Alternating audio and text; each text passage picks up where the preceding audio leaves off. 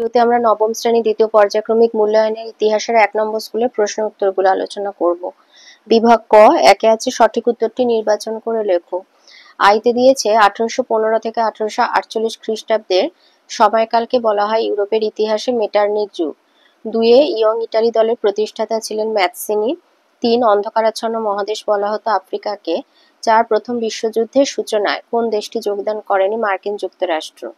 5 শিল্প বিপ্লব প্রথম সংঘটিত হয় ইংল্যান্ডে। 6 এপ্রিল থিসিস রচনা করেন লেনিন। 7 শিল্প বিপ্লব কথাটিকে প্রথম ব্যবহার করেন অগাস্তে ব্লাঙ্কি। 8 যার দ্বিতীয় আলেকজান্ডারকে মুক্তিদাতা যার বলা হয় কারণ তিনি ভূমিদাসদের মুক্তি দেন। বিভাগ খতে আসি। 2 এতে বলেছে একটি বাক্যে উত্তর দাও জোলভেরাইন কি? লিখবে 1819 খ্রিস্টাব্দে অর্থনীতিবিদ ম্যাজেন যে শুল্ক সংঘে জন্ম দিয়েছিলেন তার নাম জোলভেরাইন। 1 নাম্বার আছে তাই অত লেখার দরকার নেই। 2 দিয়েছে ডুমা বলতে কি বোঝো? 1 নাম্বারে সেই জন্য লিখবে ডুমা হলো রাশিয়ার জাতীয় পরিষদ। তাহলে ডুমা হচ্ছে রাশিয়ার জাতীয় পরিষদ হলো ডুমা। 3 বলেছে দাস ক্যাপিটাল কার রচনা? Karl Marx. বিতে আছে সত্য মিথ্যা। আইতে দিয়েছে 830 খ্রিস্টাব্দে ফ্রান্সে জুলাই বিপ্লব হয়েছিল সত্য। 2 বাষ্পীয় ইঞ্জিন জেমস ওয়াট আবিষ্কার করেন সত্য। 3 ত্রিশক্তি আঁতাত সংঘটিত হয় 1882 খ্রিস্টাব্দে মিথ্যা। নিচে আছে বিবৃতির সাথে ব্যাখ্যা বলতে হবে। আইতে বিবৃতি হচ্ছে মেটার্নিককে ইউরোপের রক্ষণশীলতার জনক বলা হয়। ব্যাখ্যা 2 তিনি সারা ইউরোপে এক প্রতিক্রিয়াশীল শাসন ব্যবস্থা কায়েম করেন। 2 বিবৃতি বলেছে শিল্প বিপ্লব কৃষি ব্যবস্থায় পরিবর্তন আনে। ব্যাখ্যা 2 বিভিন্ন কৃষিজ যন্ত্রের আবিষ্কার হয়। 3 বিবৃতি উইড্রো উইলসনকে জাতিসংঘের জনক বলা হয়। ব্যাখ্যা 3 তিনি 14 দফা নীতির ভিত্তিতে জাতিসংঘ প্রতিষ্ঠিত হয়। বিভাগ গতে আসি। 3 আইতে দিয়েছে বিসমার্কের রক্ত লৌহ নীতি কি? এটা আমি সাঁতরা প্রকাশনীর বই থেকে দিচ্ছি, তো তোমরা একটু লিখে নেবে। এটা 2 নাম্বারের আছে। বলেছে বিসমার্কের রক্ত লৌহ নীতি কি? এই যে রক্ত এবং লৌহ নীতি কে কেন প্রয়োগ করেছিলেন? রক্ত এবং লৌহ নীতি বিসমার্ক প্রয়োগ করেছিলেন। জার্মানির ঐক্য আন্দোলনের জন্য তিনি এই নীতি প্রয়োগ করেছিলেন। 2 দিয়েছে কার্লসবার্গ ডিক্রি কেন জারি করা হয়? এখানে 2 নম্বরের মতো ছোট করে আছে বলে আমি সাঁতরা প্রকাশনীতে থেকে দিচ্ছি। বলেছে কার্লসবার্গ ডিক্রি কে কোন উদ্দেশ্যে জারি করেছিলেন? জার্মানিতে জাতীয়তাবাদী চেতনা বৃদ্ধি পেলে অস্ট্রিয়ার কর্তৃত্ব ও সংহতি বিনষ্ট হতে পারে। এই আশঙ্কায় অস্ট্রিয়ার প্রধানমন্ত্রী প্রিন্স মেটারনিক জার্মান জাতীয়তাবাদ দমনের উদ্দেশ্যে জার্মান রাষ্ট্রসংঘের সভাপতি হিসাবে 1819 খ্রিস্টাব্দে কার্লসবার্গ ডিক্রি জারি করেন। এই নির্দেশের মাধ্যমে জার্মানি ছাত্র এবং শিক্ষক মহলের উপর কড়া নিয়ন্ত্রণ বলবৎ হয়। 3 দিয়েছে সেরোজোভা হত্যাকাণ্ড বলতে কি বোঝো? সেরাজেভো হত্যাকাণ্ড কি? 1914 খ্রিস্টাব্দের 28 জুন অস্ট্রিয়ার যুবরাজ ফ্রান্সিস ফার্দিনান্দ এবং তার পত্নী সোফিয়া বসনিয়ার রাজধানী সেরাজেভো পরিদর্শনকালে এক সার্ব আততায়ীর হাতে নিহত হন। এই হত্যাকাণ্ডই সেরাজেভো হত্যাকাণ্ড নামে পরিচিত। 4 দিয়েছে কবে কাদের মধ্যে ত্রিশক্তি মৈত্রী স্বাক্ষরিত হয়? এই যে ত্রিশক্তি মৈত্রী বা ট্রিপল অ্যালায়েন্স কবে কাদের মধ্যে স্বাক্ষরিত হয়? প্রধান শর্ত কি? তো কাদের মধ্যে স্বাক্ষরিত হয় এটাই বললে হবে একটুখানি। এখান থেকে এতটা। 1882 খ্রিস্টাব্দে বিসমার্কের উদ্যোগে জার্মানি, অস্ট্রিয়া এবং ইটালির মধ্যে যে আত্মরক্ষামূলক ও অনাক্রমণ চুক্তি স্বাক্ষরিত হয় তা ত্রিশক্তি মৈত্রী নামে পরিচিত। 5 দিয়েছে রক্তাক্ত রবিবার বলতে কি বোঝো? রক্তাক্ত রবিবার বলতে কি বোঝায়? 1905 খ্রিস্টাব্দে রুশ জাপান যুদ্ধে রাশিয়া পরাজিত হয়। এই সময় জার শাসনের বিরুদ্ধে রাশিয়ায় তীব্র আন্দোলন গড়ে ওঠে। 22 জানুয়ারি রবিবার সেন্ট পিটার্সবার্গে শ্রমিকরা একটি শান্তিপূর্ণ মিছিলে সামিল হন। রুশ সৈন্য মিছিলের ওপর গুলিবর্ষণ করলে প্রচুর শ্রমিক নিহত হন। এই ঘটনাকে রক্তাক্ত রবিবার বলা হয়। 6 দিয়েছে কুলাক নামে কারা পরিচিত ছিল? এটা আমি জীবন মুখোপাধ্যায়ের বই থেকে দিচ্ছি। জীবন মুখোপাধ্যায় বইয়ের 118 পেজে রয়েছে। কুলাক শব্দের অর্থ হচ্ছে রাশিয়ার যোদ্ধার শ্রেণী। তো এবার যেহেতু 2 নাম্বার আছে লিখবে যে 1861 খ্রিস্টাব্দে ভূমিদাস প্রথার অবসান ঘটলেও কৃষকদের অবস্থার পরিবর্তন হয়নি। দরিদ্র কৃষকরা জমি বিক্রয় করতে বাধ্য হয়। এক শ্রেণীর সচ্ছল কৃষক এইসব জমি কিনে নিতে থাকে এবং এইভাবে রাশিয়াতে এক নতুন ধরনের যোদ্ধা শ্রেণী গড়ে ওঠে যাদেরকে কুলাক বলা হয়। 4-এ আসি বিভাগ ঘ। 4-এর আয়তে দিয়েছে ভিয়েনা সম্মেলনে গৃহীত নীতিগুলি উল্লেখ করো। এটা আমি সাঁতরার বই থেকে দিচ্ছি। সাঁতরা হচ্ছে দাশগুপ্ত, কর এবং পাহাড়ি, এই 3 জন লেখকের লেখা যে বই সেখান থেকে দিচ্ছি। ভিয়েনা সম্মেলনে গৃহীত সিদ্ধান্তগুলির পেছনে 3টি প্রধান নীতি কার্যকর ছিল। এগুলো হলো ন্যায্য অধিকার নীতি, শক্তি সাম্য নীতি, ক্ষতিপূরণ নীতি। ন্যায্য অধিকার নীতি। ন্যায্য অধিকার নীতি বংশানুক্রমিক রাজতন্ত্রগুলি দেশ শাসনের অধিকারকে স্বীকৃতি দিয়েছিল। বলা হয়েছিল ফরাসি বিপ্লবের আগে ইউরোপের বিভিন্ন রাজ্যে যে সকল রাজবংশ রাজত্ব করছিল সেই রাজবংশগুলির হাতে তাদের রাজ্যগুলি ফিরিয়ে দেওয়া হবে। এই নীতি প্রয়োগের দ্বারা হল্যান্ডে অরেঞ্জ রাজবংশ বা ফ্রান্সে বুর্বো রাজবংশকে পুনঃপ্রতিষ্ঠিত করা হয়েছিল। 2 স্পেন, সিসিল ও নেপলসে বুর্বো বংশীয় প্রাক্তন শাসকরা ক্ষমতা ফিরে পান। 3 হচ্ছে অস্ট্রিয়ার হ্যাবসবার্গ বংশীয় শাসককে তার পূর্বতন রাজ্য ফিরিয়ে দেওয়া হয়। 4 মহামান্য পোপ তার রাজ্য ফিরে পান। 5 সার্ডিনিয়া ও পিডমন্টে সাভয় বংশ পুনঃপ্রতিষ্ঠিত হয়। 6 এই নীতি অনুসারে উত্তরে ইটালি ও জার্মানিতে অস্ট্রিয়ার আধিপত্য প্রতিষ্ঠিত হয়। 7 জার্মানিকে 39টি রাজ্যে বিভক্ত করে পৃথক পৃথক রাজন্যের অধীনে দেওয়া হয়। 8 জার্মান রাজ্যগুলিকে একটি অসংহত রাষ্ট্রসংঘ হিসাবে সংগঠিত করে একটি ডায়েটের অধীনে আনা হয়। অস্ট্রিয়া এবং প্রাশিয়া জার্মান ডায়েটের সভাপতি ও সহ-সভাপতি মনোনীত হয়। শক্তি সাম্য নীতি। এই সম্মেলনে নেতৃবর্গ মনে করেন কোন একটি দেশ যদি তার প্রতিবেশীদের তুলনায় অনেক বেশি শক্তিশালী হয়ে ওঠে তাহলে সে বিস্তার নীতি গ্রহণ করে শান্তি ভঙ্গ করবে। ফ্রান্স যেমন তার প্রতিবেশীদের সঙ্গে করেছিল, তাই তারা শক্তি সাম্য নীতি গ্রহণ করেন যাতে ফ্রান্স তথা ইউরোপের দেশগুলির মধ্যে শক্তি সাম্য বজায় থাকে। তাই ফ্রান্সের সীমানা বিপ্লব পূর্ব অবস্থায় ফিরিয়ে দেওয়া হয়। 2 ফরাসি সেনাবাহিনী ভেঙে দেওয়া হয় এবং সেখানে 5 বছরের জন্য মিত্রপক্ষের সেনাবাহিনী মোতায়েন করা হয়।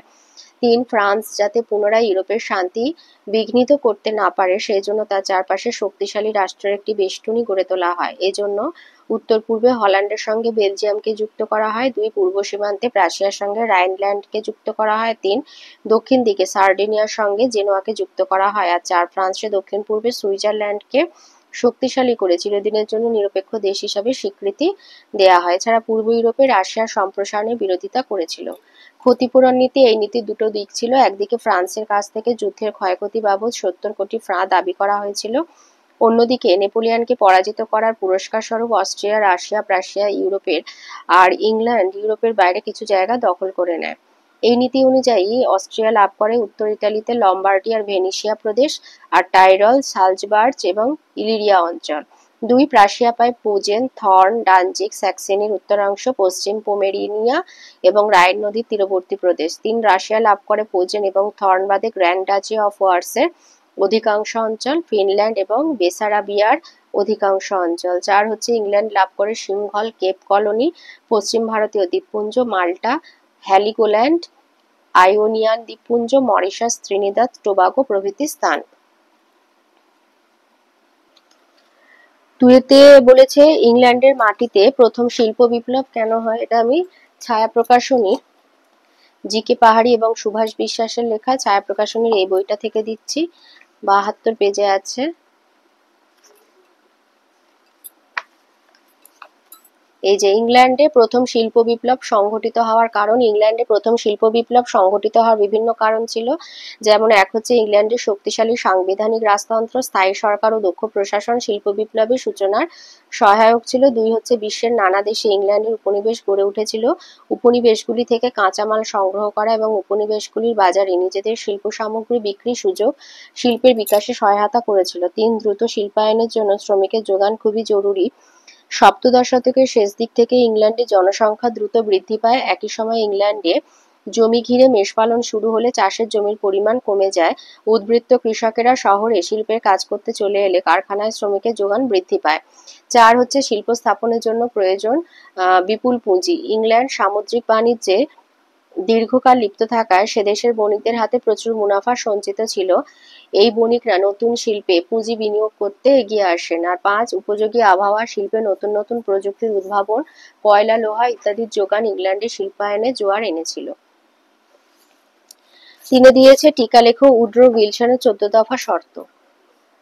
আচ্ছা, উড্রো উইলসনের 14 দফা শর্ত হচ্ছে বিশ্ব শান্তি প্রতিষ্ঠা, গণতন্ত্র রক্ষা, ইউরোপের পুনর্গঠন প্রভৃতি উদ্দেশ্যে মার্কিন রাষ্ট্রপতি উড্রো উইলসন 1918 খ্রিস্টাব্দের 8ই জানুয়ারি মার্কিন কংগ্রেসে তার বিখ্যাত 14 দফা নীতি ঘোষণা করেন। শর্তগুলি ছিল: 1 হচ্ছে বৈদেশিক ক্ষেত্রে গোপন কূটনীতি ত্যাগ করতে হবে। 2 হচ্ছে যুদ্ধ বা শান্তির সময় দেশের উপকূলবর্তী অঞ্চল ব্যতীত সমুদ্র সবার জন্য উন্মুক্ত রাখতে হবে। 3, আন্তর্জাতিক বাণিজ্যে বাধা নিষেধ হ্রাস করতে হবে। 4 হচ্ছে অভ্যন্তরীণ নিরাপত্তার প্রয়োজনের সঙ্গে সামঞ্জস্য রেখে রাষ্ট্রের অস্ত্র সংখ্যা হ্রাস করতে হবে। 5, উপনিবেশের বাসিন্দাদের স্বার্থকে গুরুত্ব দিতে হবে। 6, রাশিয়ার হারানো ভূখণ্ড তাকে ফিরিয়ে দিতে হবে। 7, বেলজিয়ামের স্বাধীনতা ফিরিয়ে দিতে হবে। 8, ফ্রান্সকে আলসাস আর লোরেন ফিরিয়ে দিতে হবে। 9, ইটালির রাজ্য সীমা পুনর্গঠন করতে হবে। 10, অস্ট্রিয়া এবং হাঙ্গেরিকে স্বায়ত্তশাসনের অধিকার দিতে হবে। 11, বলকান রাজ্যগুলির পুনর্গঠন করতে হবে। 12, দার্দানেলস প্রণালীকে আন্তর্জাতিক ক্ষেত্রে নিরপেক্ষ অঞ্চল বলে ঘোষণা করতে হবে। 13, পোল্যান্ডের স্বাধীনতা ফিরিয়ে দিয়ে তার পুনর্গঠন করতে হবে। 14, আন্তর্জাতিক শান্তি ও নিরাপত্তা রক্ষার উদ্দেশ্যে একটি আন্তর্জাতিক প্রতিষ্ঠান গঠন করতে হবে। এবারে আসি বিভাগ ঙতে। 5 আয়তে দিয়েছে ইটালি জাতীয় রাষ্ট্র গঠনে জোসেফ ম্যাৎসিনির অবদানের মূল্যায়ন করো। ইটালির ঐক্য আন্দোলনে ম্যাৎসিনির ভূমিকা। ইটালির মুক্তি আন্দোলনে প্রাণপুরুষ, আত্মা এবং হৃৎস্পন্দন ছিলেন গিউসেপ ম্যাৎসিনি। বাল্যকাল থেকেই জেনোয়ার অধিবাসী ম্যাৎসিনি ইটালির জাতীয়তাবাদী আন্দোলনের দ্বারা প্রভাবিত হয়েছিলেন। ম্যাৎসিনির নিরলস চেষ্টায় ইটালিবাসীর মনে স্বাধীন এবং ঐক্যবদ্ধ ইটালির আকাঙ্ক্ষা জেগে ওঠে। ইয়ং ইটালি আন্দোলন। প্রথম জীবনে ম্যাৎসিনি কার্বোনারি দলের সদস্য ছিলেন। পরে এই দলের ধ্বংসাত্মক আদর্শে আস্থা হারিয়ে তিনি ইয়ং ইটালি বা নব্য ইটালি নামে এক নতুন দল গঠন করেন। এই দলের আদর্শ ছিল শিক্ষণ, চরিত্রনিষ্ঠা এবং আত্মত্যাগের দ্বারা ইটালিতে জাতীয়তাবাদ সঞ্চারিত করা। তিনি ইটালির গৌরব এবং মাহাত্ম্য প্রচারের জন্য দেশের যুবকদের আহ্বান জানান। তিনি বিশ্বাস করতেন শহীদদের রক্ত ঝরলে জাতীয়তাবাদী ভাবধারা পুষ্টি লাভ করবে। তার অগ্নিমন্ত্রে দীক্ষিত হয়ে হাজার হাজার ইতালীয় যুবক মাতৃভূমির বন্ধন মোচনে এগিয়ে আসেন। তিনি ঐক্যবদ্ধ ইটালির স্বপ্ন দেখতেন এবং ইতালির ঐক্যের পথে প্রধান বাধাস্বরূপ অস্ট্রিয়াকে ইটালি থেকে উচ্ছেদ করা অপরিহার্য বলে মনে করতেন। এই কাজে কোনো বিদেশি শক্তির সাহায্যের পরিবর্তে তিনি ইটালির আত্মনির্ভরশীল যুবক শক্তির ওপর অধিক আস্থা রেখেছিলেন। প্রজাতন্ত্র স্থাপন। ফেব্রুয়ারি বিপ্লব শুরু হলে সাময়িকভাবে কিছু সময়ের জন্য ম্যাৎসিনির নেতৃত্বে রোম এবং টাস্কানিতে প্রজাতন্ত্র স্থাপিত হয়। মূল্যায়ন। তবে ইয়ং ইটালি আন্দোলন অস্ট্রিয়া এবং ফ্রান্সের চাপে ব্যর্থ হয়। প্রজাতন্ত্র ধ্বংসপ্রাপ্ত হয় এবং ম্যাৎসিনি ইংল্যান্ডে পালিয়ে যান। ব্যর্থতা সত্ত্বেও ইটালির ঐক্য আন্দোলনে ম্যাৎসিনির ভূমিকাকে গুরুত্বহীন বলা যাবে না। তিনি প্রথম স্বদেশবাসীর মধ্যে বিপ্লবের মানসিকতা জাগিয়ে তোলেন এবং জাতীয়তাবাদী চেতনার সঞ্চার ঘটান। 2 দিয়েছে দ্বিতীয় বিশ্বযুদ্ধের কারণগুলি সংক্ষেপে আলোচনা করো। প্রথম বিশ্বযুদ্ধের কারণগুলি সংক্ষেপে আলোচনা করার এই যুদ্ধের প্রত্যক্ষ কারণ কি ছিল? মানব সভ্যতার ইতিহাসে যেসব বিপর্যয়কর ঘটনা ঘটেছিল তার মধ্যে অন্যতম ছিল প্রথম বিশ্বযুদ্ধ। প্রথম বিশ্বযুদ্ধ 1914 খ্রিস্টাব্দ থেকে 1918 খ্রিস্টাব্দ পর্যন্ত চলেছিল। 1914 খ্রিস্টাব্দে সেরাজেভো হত্যাকাণ্ডকে কেন্দ্র করে বিশ্বযুদ্ধের সূচনা হয়। কারণ প্রথম বিশ্বযুদ্ধের কারণগুলিকে দুভাগে আলোচনা করতে পারি: পরোক্ষ কারণ আর প্রত্যক্ষ কারণ। পরোক্ষ কারণ হচ্ছে বলকান জাতীয়তাবাদ। বলকান অঞ্চলে জাতীয়তাবাদী আশা আকাঙ্ক্ষা প্রথম বিশ্বযুদ্ধের অন্যতম কারণ ছিল। সার্বিয়া ছিল বলকান অঞ্চলে সর্বস্লাভ আন্দোলনের নেতৃস্থানীয়, তাই সার্বিয়া চাইছিল তার নেতৃত্বে স্লাভ রাষ্ট্রগুলি ঐক্যবদ্ধ হোক, কিন্তু অস্ট্রিয়া স্লাভ জাতি অধ্যুষিত বসনিয়া এবং হার্জেগোভিনা নিজ সাম্রাজ্যভুক্ত করে রেখেছিল। বসনিয়া এবং হার্জেগোভিনার অধিবাসীরা অস্ট্রিয়ার কবল থেকে মুক্ত হওয়ার জন্য উদগ্রীব ছিল। ইউরোপের অতৃপ্ত জাতীয়তাবাদ। ইউরোপের অতৃপ্ত জাতীয়তাবাদ প্রথম বিশ্বযুদ্ধের পটভূমি রচনা করেছিল। জার্মানি 1870 খ্রিস্টাব্দে ফ্রান্সের কাছ থেকে আলসাস আর লোরেন দখল করেছিল, কিন্তু ফ্রান্স আলসাস আর লোরেন ফিরে পেতে উদগ্রীব ছিল। এছাড়া বুলগেরিয়া, রোমানিয়া এবং ম্যাসিডোনিয়ায় ও বিভিন্ন কারণে ক্ষুব্ধ ছিল। উগ্র জাতীয়তাবাদ। ঊনবিংশ শতাব্দীর শেষ দিক থেকে ইউরোপীয় রাষ্ট্রগুলির উগ্র জাতীয়তাবাদ বিশ্বযুদ্ধের পরিবেশ রচনা করেছিল। এই সময় ইউরোপের প্রায় সব জাতি নিজেদের শ্রেষ্ঠ বলে মনে করত এবং একে অন্যের ওপর কর্তৃত্ব প্রতিষ্ঠা করতে চাইত। জার্মানরা টিউটন জাতির, ইংরেজরা অ্যাংলো স্যাক্সন জাতির সভ্যতার শ্রেষ্ঠত্ব প্রতিষ্ঠায় সচেষ্ট হয়েছিল। সাংবাদিক এবং দার্শনিকদের ভূমিকা। প্রথম বিশ্বযুদ্ধের নেপথ্যে সাংবাদিক এবং দার্শনিকদের গুরুত্বপূর্ণ ভূমিকা ছিল। এই সময় সংবাদপত্রগুলিতে মিথ্যা, বিকৃত ও দায়িত্বজ্ঞানহীন সংবাদ পরিবেশিত হতো, ফলে জনগণের মধ্যে সন্দেহ, অবিশ্বাস এবং উন্মাদনার সৃষ্টি হয়েছিল। দার্শনিকরাও অনেক সময় তাদের মতবাদ দ্বারা জনগণকে প্রভাবিত করতেন। বাণিজ্যিক আর ঔপনিবেশিক প্রতিযোগিতা। প্রথম বিশ্বযুদ্ধের অন্যতম কারণ ছিল ইউরোপীয় রাষ্ট্রগুলির মধ্যে বাণিজ্যিক আর ঔপনিবেশিক প্রতিদ্বন্দ্বিতা। ইউরোপের রাষ্ট্রগুলি নিজ নিজ দেশে উৎপাদিত সামগ্রী বিক্রির, বাজারের চাহিদা এবং শিল্পের উপযোগী কাঁচামাল সংগ্রহের জন্য এই সময় উপনিবেশ দখলের প্রতিযোগিতা শুরু করেছিল। ফ্রান্স জার্মান প্রতিদ্বন্দ্বিতা। প্রথম বিশ্বযুদ্ধের অন্যতম কারণ ছিল ফ্রান্স আর জার্মান প্রতিদ্বন্দ্বিতা।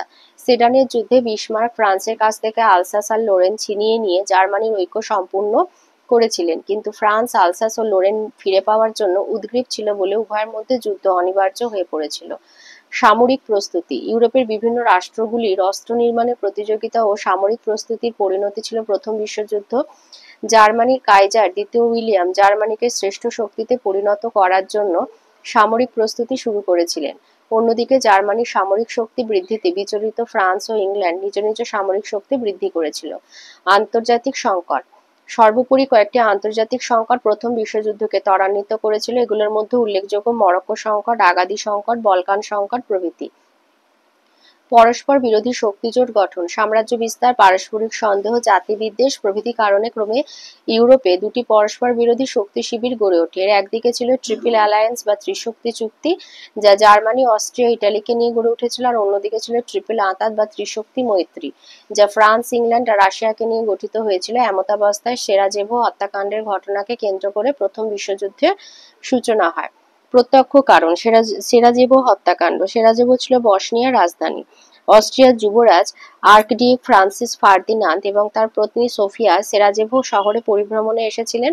এখানে 1914 খ্রিস্টাব্দের 28 জুন স্লাভ বিপ্লবী সংগঠন ব্ল্যাক হ্যান্ড এবং বা ইউনিয়ন অফ ডেথের সদস্য গাব্রিলো প্রিন্সেপ যুবরাজ এবং রানীকে হত্যা করে। এই ঘটনা সেরাজেভো হত্যাকাণ্ড নামে পরিচিত।